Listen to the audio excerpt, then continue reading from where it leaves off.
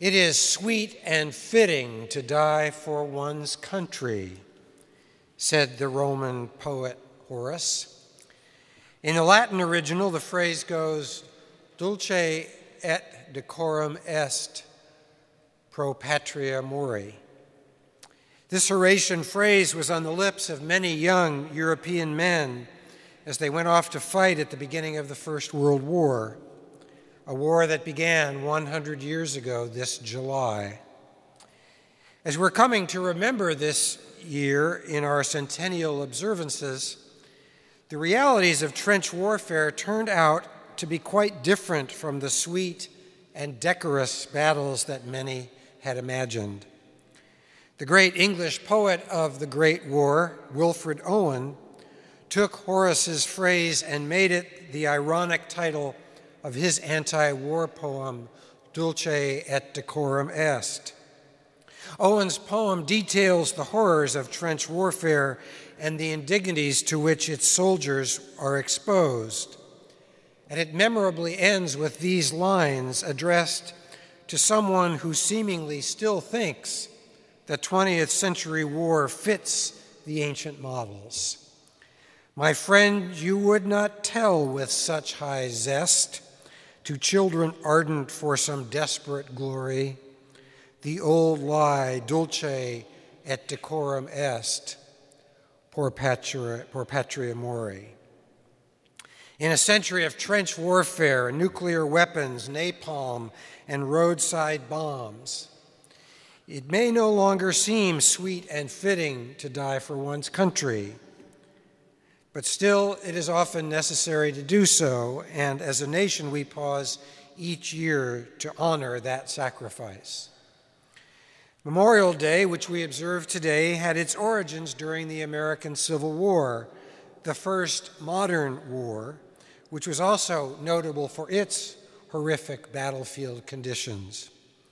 Decoration Day, as the holiday was first known, began when women in both the South and the North decorated the graves of soldiers on the last weekend in May as a time of remembrance. Over the years, Decoration Day turned into Memorial Day and became a national holiday. It is the day on which we rightly remember all those who have given their lives in the service of their country.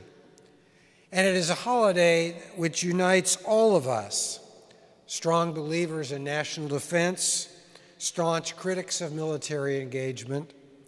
It unites all of us in remembering and honoring those who have died while fighting on our behalf. As we gather this Memorial Day weekend in 2014, the news is sadly filled with stories of the mistreatment of many of our veterans in the healthcare system run by the Veterans Administration. According to a front-page story in last Sunday's Los Angeles Times, the Phoenix VA Healthcare Center is under a federal Justice Department investigation for reports that it maintained a secret waiting list to conceal the extent of its patient delays. But there are now clear signs, the story goes on, that veterans' health centers across the United States are juggling appointments and sometimes manipulating wait lists to disguise long delays for primary and follow-up appointments, according to federal reports, congressional investigators, and interviews with VA employees and patients. The growing evidence suggests a VA system with overworked physicians, high turnover, and schedulers who are often hiding the extent to which patients are forced to wait for medical care.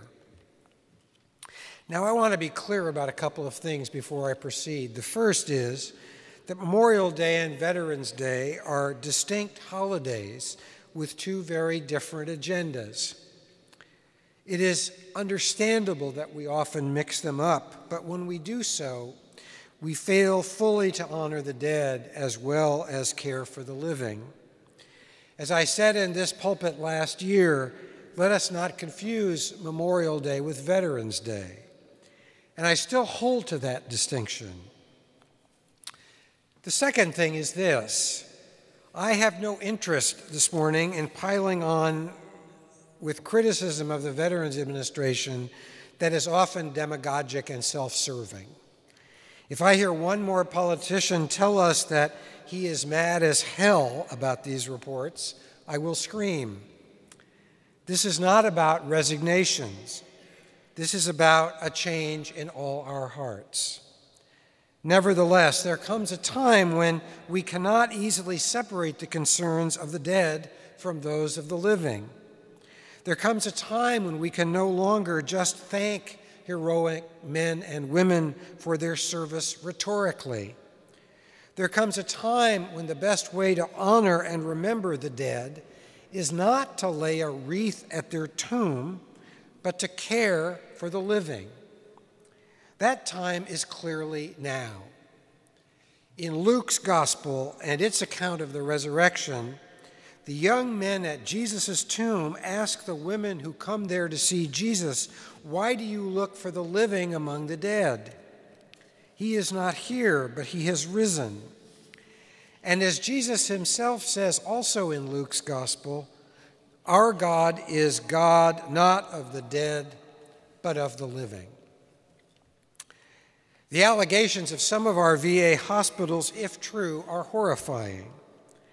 One complaint alleges that 2 preventable deaths occurred in Phoenix because of long wait times and poor patient care.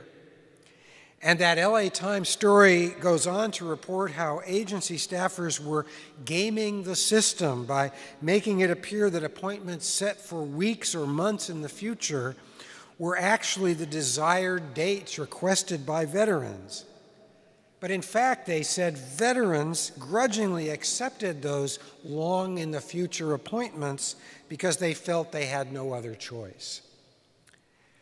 Now, those of us who live in a city whose principal business is government know something about the self-protective nature of bureaucracies. If you have ever watched David Simon's HBO series The Wire, you will remember how each season of that program centered on a way in which a system, police, schools, municipal government, and even the press, threw its own members under the bus in order to perpetuate the system's elite. Now, this is natural organizational human behavior. It even happens, I'm sorry to say, in the church. And it explains the bad faith of political and governmental and educational and religious systems. So while I am disappointed in these allegations about the VA health system, I am not particularly surprised. But what does shock me? What does shock me is our national continued willingness to live with these conditions. We say we honor the dead. We say we care for the survivors. But our national behavior tells another story. Over the past several years now, we have heard increasing accounts of veterans living below the poverty line in rural parts of America, and accounts of many homeless veterans even in our cities and even in this city of Washington, D.C.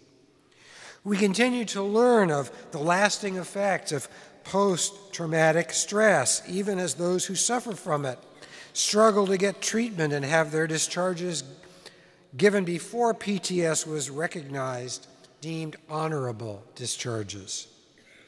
As the rest of us become increasingly socially distanced from those who serve in the military, the problems faced by soldiers and veterans seem to fall out of our range of shared concern.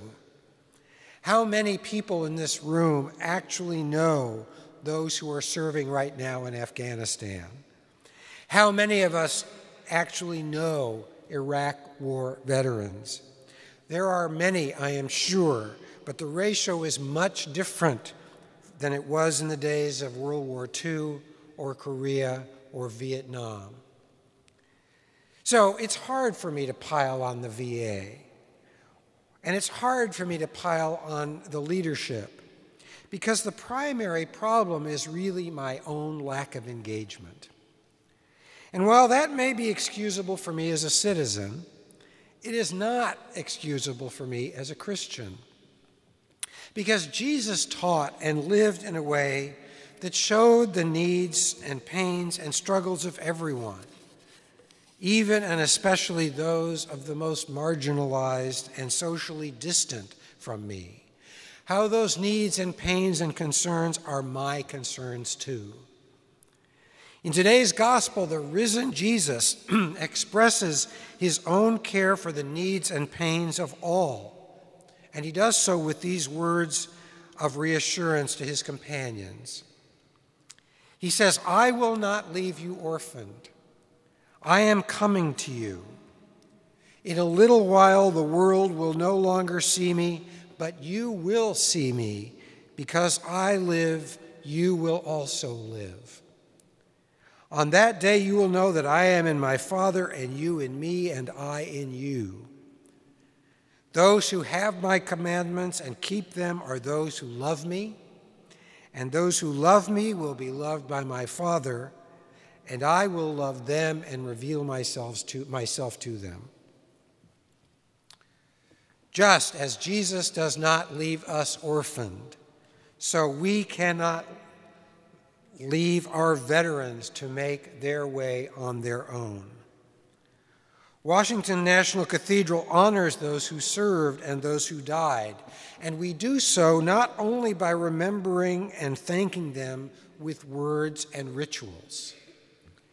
We remember and we thank them through action, by standing with them in their quest for fair and equitable treatment. The struggle is not only to reform the bureaucracy. The struggle is also to change our hearts. If we say that we care, then we must act like we care. As the faith community, we must take up the cause for public programs that will ensure veterans and their families the best in social and medical and educational and psychological and employment policies. The Cathedral's Veterans Initiative must go beyond saluting the fallen and those who served to include advocacy for the living as well as the dead.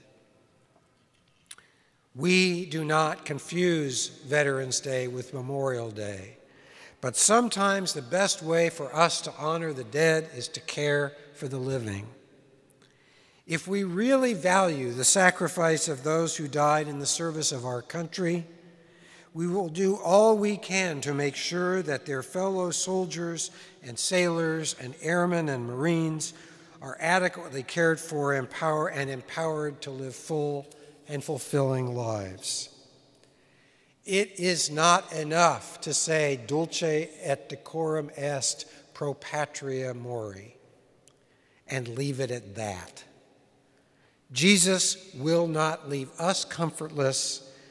We cannot leave them comfortless either. They gave everything. We owe them and their comrades and their survivors no less. Amen.